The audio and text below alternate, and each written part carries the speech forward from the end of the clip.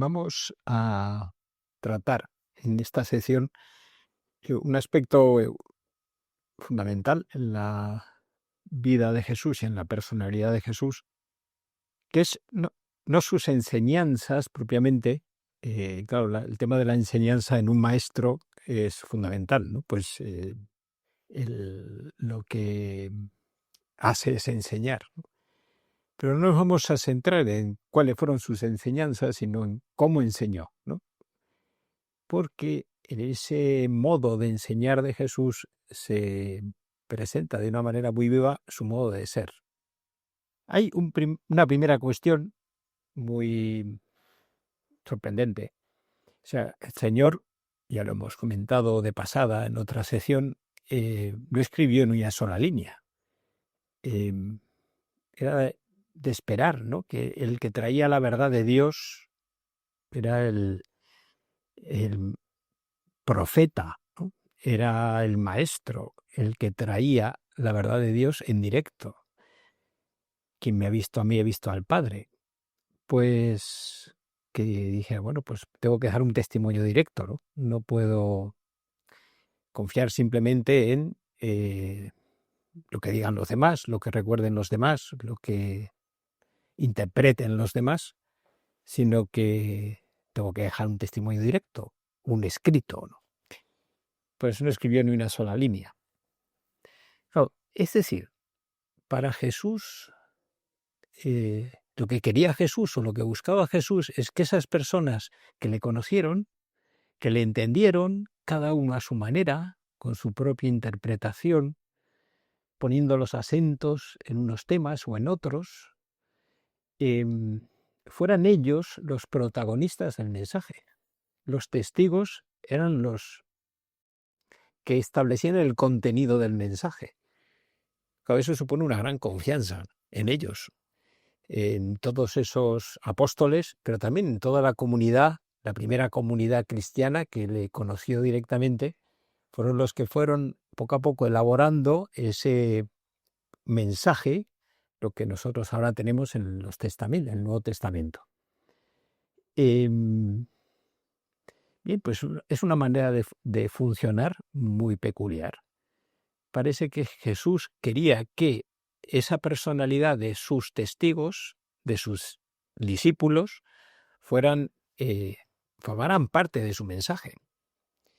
Y por eso los evangelios, contando lo mismo, lo cuentan desde perspectivas distintas.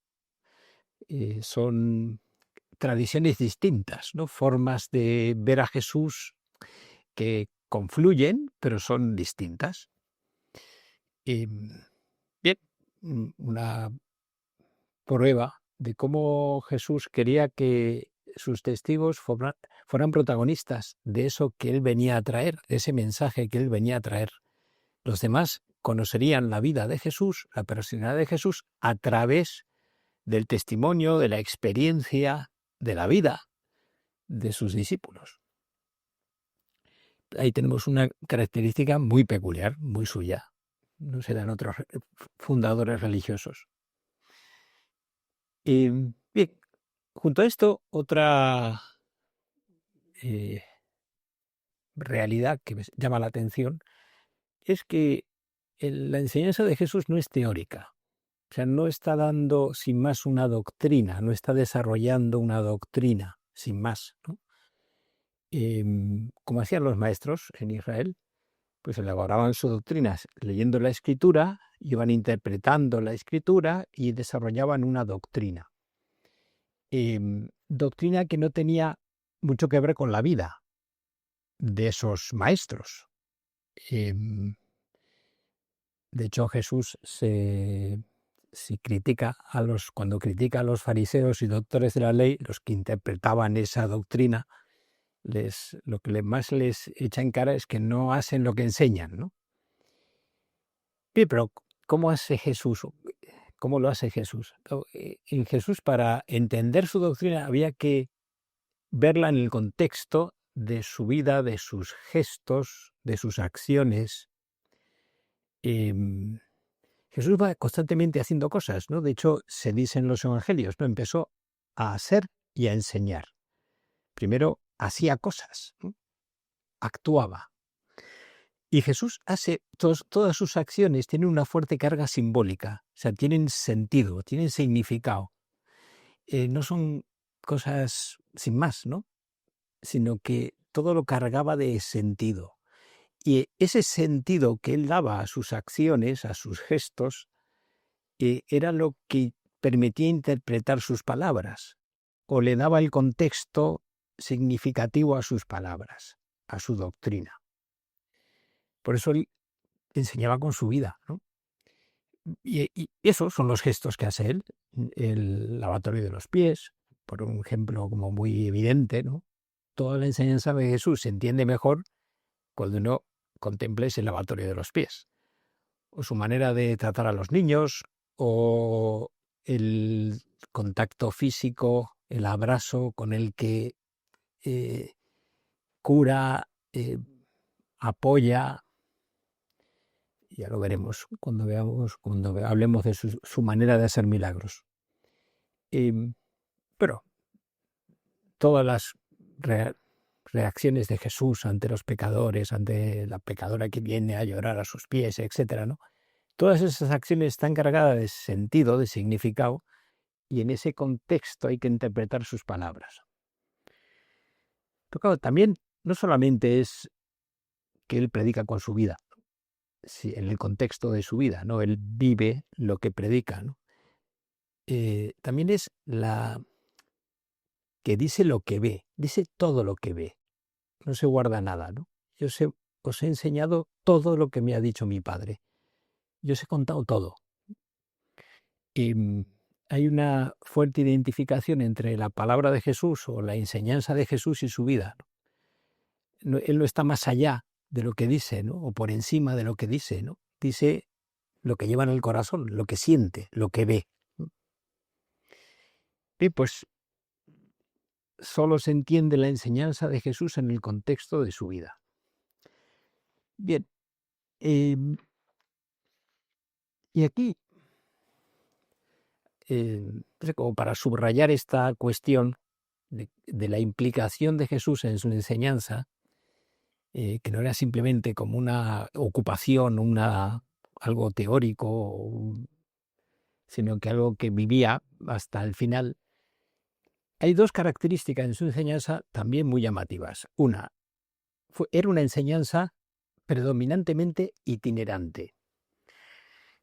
De hecho, hemos planteado como en un momento determinado, después de estar un tiempo en Cafarnaún, con una sede fija en Cafarnaún, donde acudía la gente para escucharle, un día él decide, después de estar haciendo oración por la noche en el monte, decide que va a cambiar, que ahora hay que ir a las aldeas, que hay que ir de camino. Pues esa predicación itinerante era bastante llamativa. Los maestros no funcionaban así. Los maestros tenían una sede a la que acudían los discípulos. Eso les daba autoridad, les daba como un prestigio, ¿no?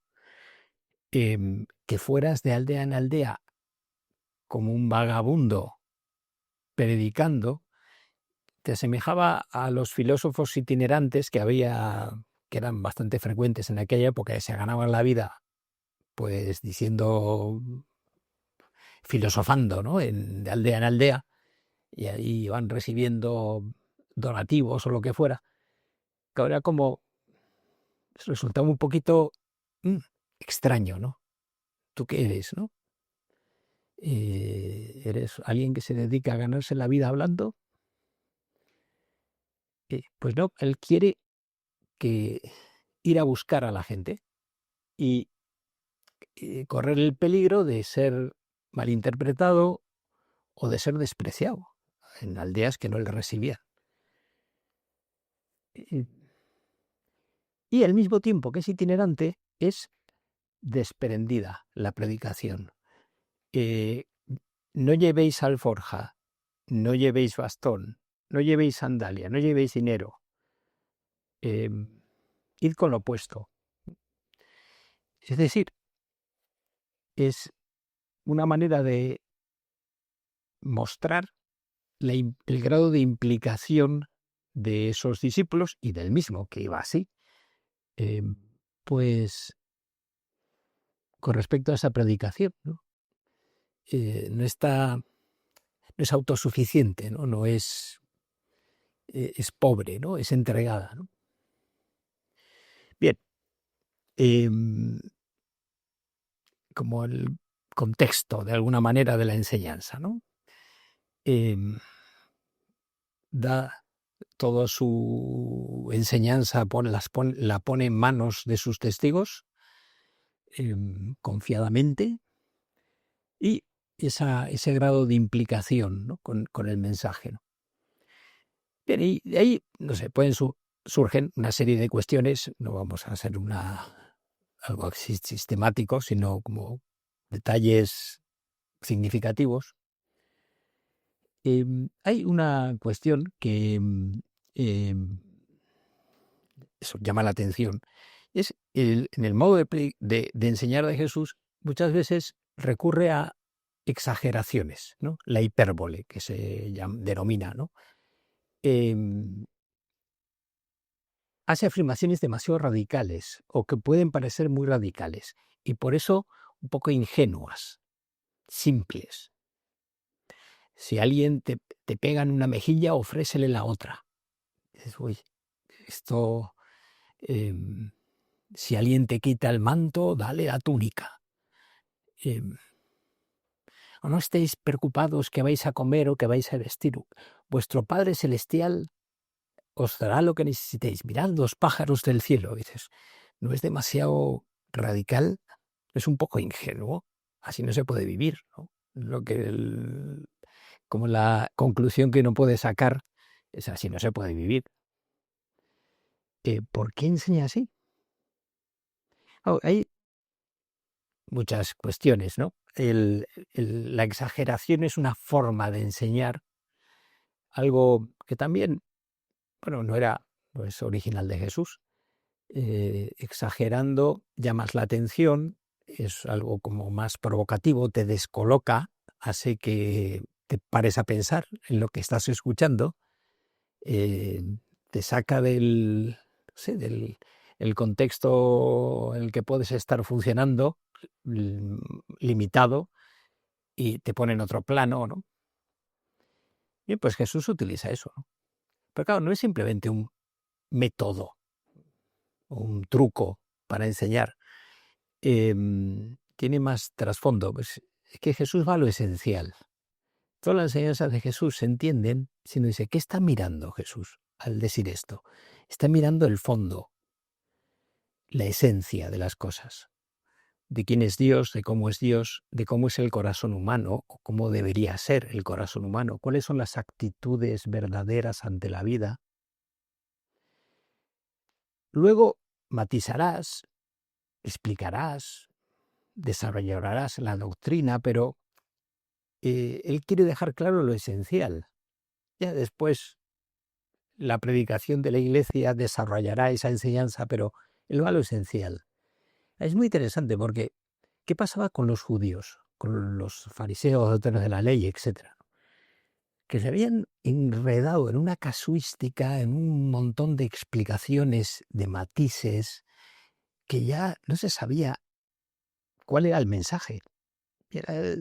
La gente estaba perdida, ¿no? De tanta casuística, tantos legalismos, eh, pues ya se había, los árboles no dejaban ver el bosque, ¿no?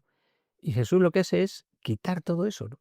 Él se da cuenta que tiene que borrar eso, pero para borrar eso había que ir a la esencia, ir a lo fundamental. Si uno lee a Jesús o las enseñanzas de Jesús con esa perspectiva, dices, pues claro, es que está yendo al fondo, ¿no? Y desde ese ir a lo esencial, él, y en eso es muy claro, ¿no? Él tiene toda la autoridad interpretativa, ¿no? Él quiere interpretar la palabra de Dios en toda su claridad, ¿no? En toda su hondura, ¿no? Él es el intérprete válido. Por eso cuando habla de la palabra de Dios, es decir, de las Escrituras, habla desde una altura, una autoridad que está a la misma altura que la palabra de Dios, o incluso por encima. ¿Habéis oído que se dijo? Pues yo os digo, no he venido a abolir la ley, sino a llevarla a plenitud. Quiero que se entienda la palabra de Dios en toda su hondura. Bien, pues es esa actitud de ir a lo esencial.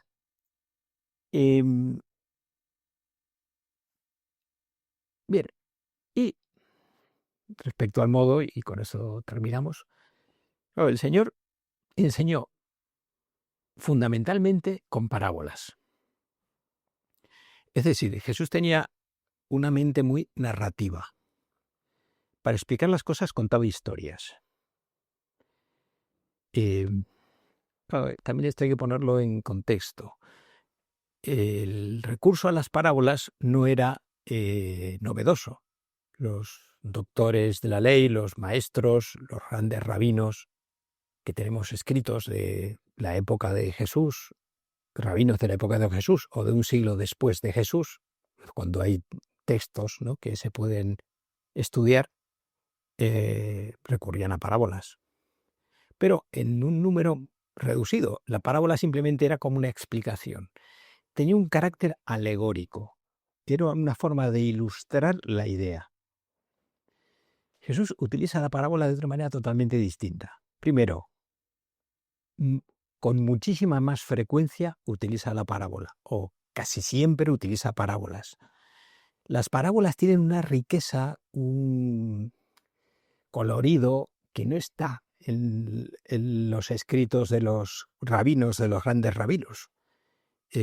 Son obras literarias maravillosas, las parábolas.